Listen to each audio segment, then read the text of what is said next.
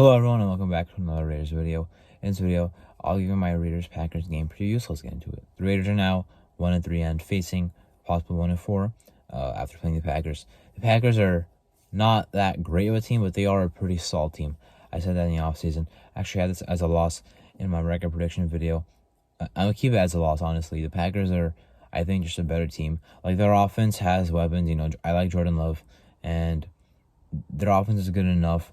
And their defense is very good, obviously. Now, the run defense has looked pretty bad somehow, but their D-line is still stacked with a lot of pass rushers. Rashawn Gary, Lucas Van Ness, Carl Brooks, Colby Wynn, Kenny Clark. I'm probably missing some guys. TJ Slayton, Devontae Wyatt, maybe some other guys in there that I'm missing. But a lot of guys that can do some work in getting after the quarterback. And Preston Smith. So, they are pretty good there. They don't have linebacker Vontae Campbell. Maybe that's a big part of it.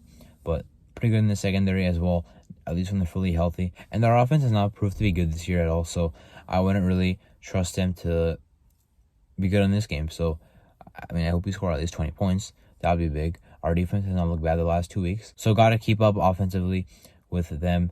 I feel like they're going to score points on us. I don't think our defense will bail us out that often. We're not good enough to, bail out our offense.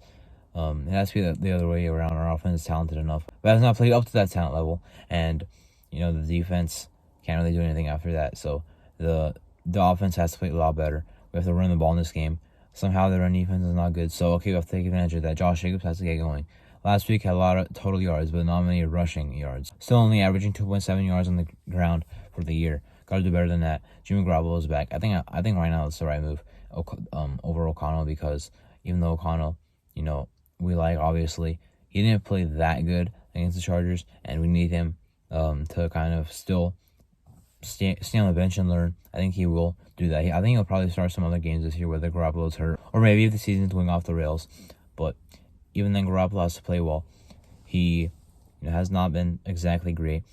His touchdown interception ratio probably the worst part. So now we expect that he's not a guy that throws many picks. Last year, 13 games played, 4 interceptions. This year, has 7 in 3 games played. Didn't miss one, obviously, a game. So, got to get back on track there. The offense has the talent. Devontae and Jacoby Myers.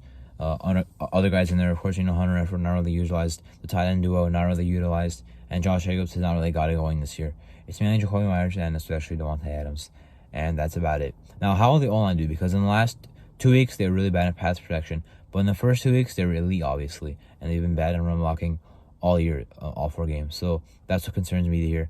Will we actually get better? Because the Packers do have a mean pass rush, as I mentioned. Now, on the other side, the Packers, Aaron Jones, A.J. Dillon, that's a pretty good duo. Now, Aaron Jones is kind of hurt, so even if he does play, I'm not sure if he'll have a full role. Last week did not have a full role. He had like 5 carries. And A.J. Dillon has not been good this year. He's also averaging 2.7 yards a carry. But he's still a guy that's going to be tough to tackle and a guy they can use in the red zone. But overall, I'm not that worried about him because he has not been good this year. So, actually, I shouldn't say that because we're probably going to help him get on track. So, not good there. However, they have other guys, Jaden Reed in the slot. That's going to be huge with Nate Hobbs out. Who's going to guard Jaden Reed? Probably Meek Robertson, who started last week in the slot in the absence of Nate Hobbs. They also have Christian Watson and Romeo Doubs on the outside. Pretty good pieces there. Christian Watson, his first game last week, only 2 catches, but 1 touchdown included.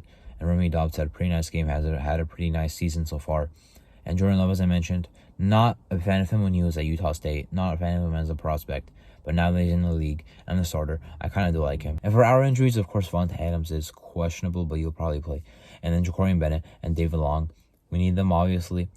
They have some good receivers and we already have some DBs hurt. Now Marcus Epps is also questionable after suffering a knee injury during Saturday practice. So hopefully he plays. As 3 players in the secondary questionable with one of them out.